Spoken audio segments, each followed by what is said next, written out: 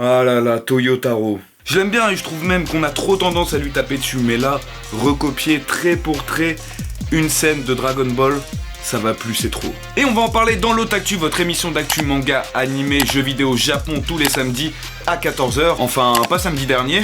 Et je voulais remercier NordVPN qui sponsorise cette vidéo. Vous avez mon lien de réduction dans la description, de toute façon j'en parle plus tard dans la vidéo. Aujourd'hui on va aussi parler de la saison finale de l'Attaque des Titans, on sait enfin pourquoi.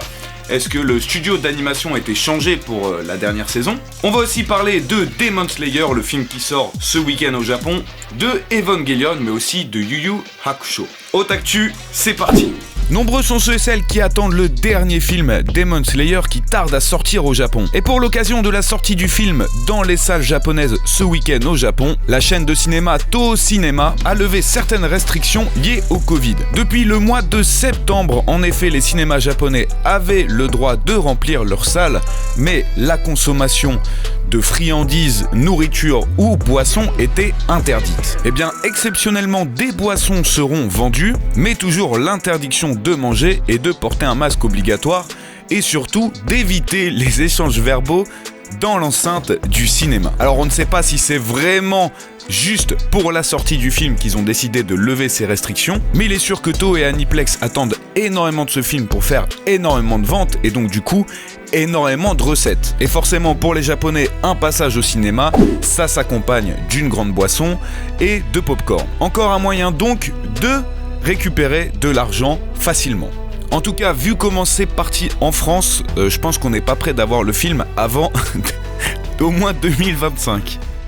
Encore une info, cette fois-ci sur la saison finale de Shingeki no Kyojin, où les deux producteurs de l'anime ont répondu dans une interview de novembre 2020 pourquoi est-ce qu'ils ont délaissé le studio d'animation 8 Studio pour le remplacer par le studio MAPPA. Alors que la saison 3 était encore en production, les producteurs ont discuté avec 8 Studio. Et tout comme Eren lors du dernier épisode de la saison 3, les producteurs ont décidé de regarder vers l'horizon et d'aller vers quelque chose de plus grand. Quelque chose qui ne semblait pas en attente et en accord avec ce que 8 Studio pouvait faire. Et malgré le fait que de nombreux studios auraient aimé participer à cette saison finale, c'était une trop grosse pression et une trop grosse responsabilité pour eux. Et donc le seul studio à avoir accepté cet appel d'offres était le studio MAPPA. Et en effet, le studio s'est montré très entreprenant dès les premiers échanges, affirmant que l'Attaque des Titans méritait une fin magnifique pour ses fans.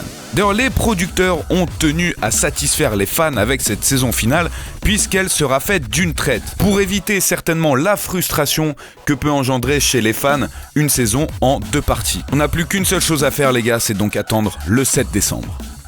Les premières ébauches du dernier chapitre de Dragon Ball Super ont circulé sur les réseaux sociaux cette semaine, et le moindre qu'on puisse dire, c'est que ça a fait parler. En effet, on y voit Goku donner un senzu à Moro, reprenant trait pour trait la scène face à Cell. Alors même si certains ont apprécié voir ça et n'ont pas voulu juger le chapitre avant la sortie de celui-ci, pour d'autres, c'est la goutte d'eau qui fait déborder le vase. Puisqu'on n'est même plus à un clin d'œil, mais tout simplement une copie à 100%. Alors personnellement, je ne lis pas les chapitres de Dragon Ball Super, mais d'après ce que j'ai compris, il n'y aurait au final aucun intérêt à cette action. Parce que contrairement au combat contre Cell où Goku lui a redonné de la forme pour pouvoir forcer Gohan à sortir son potentiel, il avait une confiance énorme en Gohan, là dans Dragon Ball Super, apparemment il maîtrise totalement le combat et Moro est sur le point de détruire l'univers, donc on comprend pas trop le raisonnement de Goku. Mais bref, ça c'est juste pour le côté scénario. Mais je voulais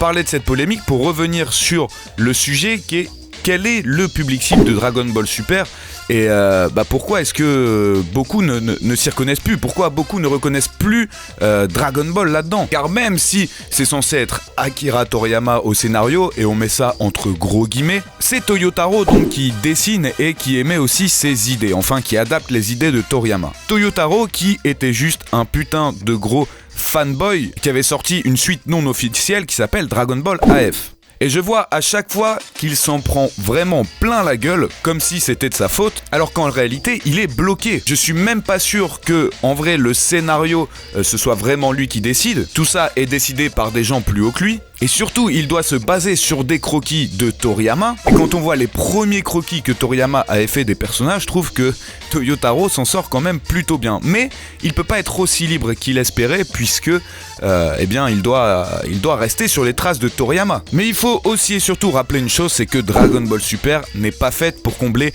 les fans de la première heure. Ça n'a de Dragon Ball que le nom de la licence pour continuer à accrocher les anciens, mais tout le but est de venir récupérer une nouvelle génération de fans. Ce n'est juste qu'un produit marketing. On le voit avec la différence entre le manga et l'anime pour forcer à suivre les deux et à vendre du coup les deux. On le voit aussi avec les 3 jeux vidéo Dragon Ball qui ont été le plus vendus. Ce sont les 3 derniers qui sont sortis pendant justement l'arrivée de Dragon Ball Super. Ça a aussi été très utile pour lancer des jeux mobiles comme Dragon Ball Z Dokkan Battle ou Dragon Ball Legend. Regardez le bénéfice que se fait Namco Bandai grâce à Dragon Ball Super. Je suis pas sûr que sans la sortie de Dragon Ball Super, autant de monde aurait joué à ce jeu. Pareil, la Toei a pulvérisé ses records de bénéfices en 2018 grâce à Dragon Ball Super.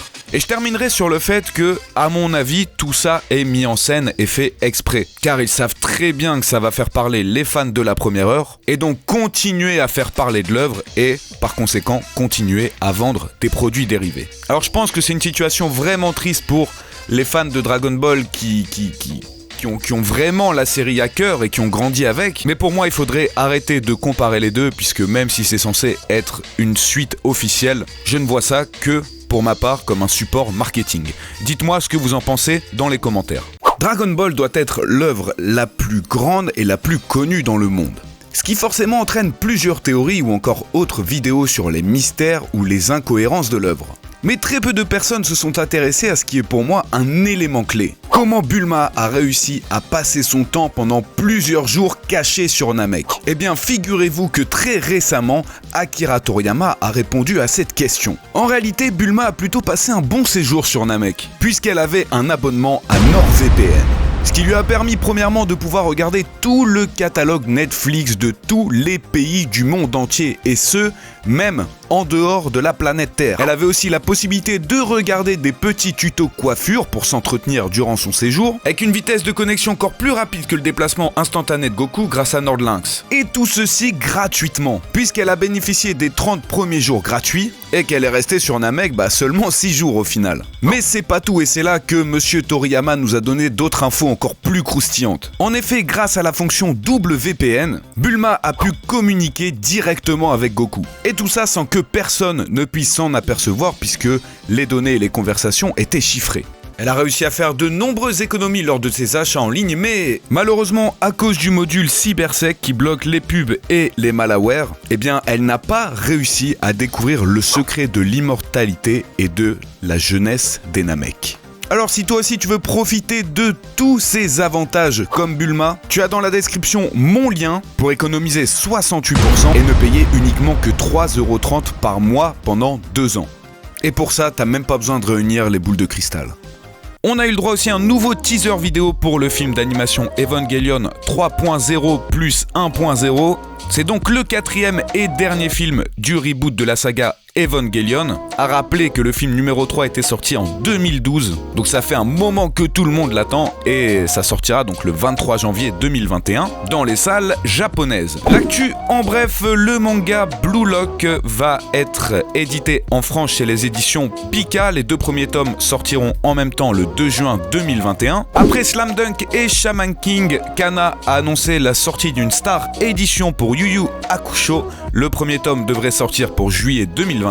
Une mini-série live action des OAV de Kishibe Rohan va sortir au Japon et est en production. Les 3 épisodes sortiront le 28, 29 et 30 décembre à 22h au Japon sur la chaîne NHK. Et enfin, l'anime Kingdom saison 3 reprendra au Japon en printemps 2021 depuis son arrêt en avril 2020. Alors, nouveau rituel de l'Otaktu, on va terminer avec la question de la semaine. On a tendance à dire dernièrement que Demon Slayer est surcoté à cause de son nombre de ventes. Du coup, ma question c'est, est-ce que Dragon Ball Super ne serait pas aussi surcoté si Dragon Ball n'avait jamais existé avant? Quand on voit son nombre de ventes, et la qualité du scénario un petit peu en dents de scie.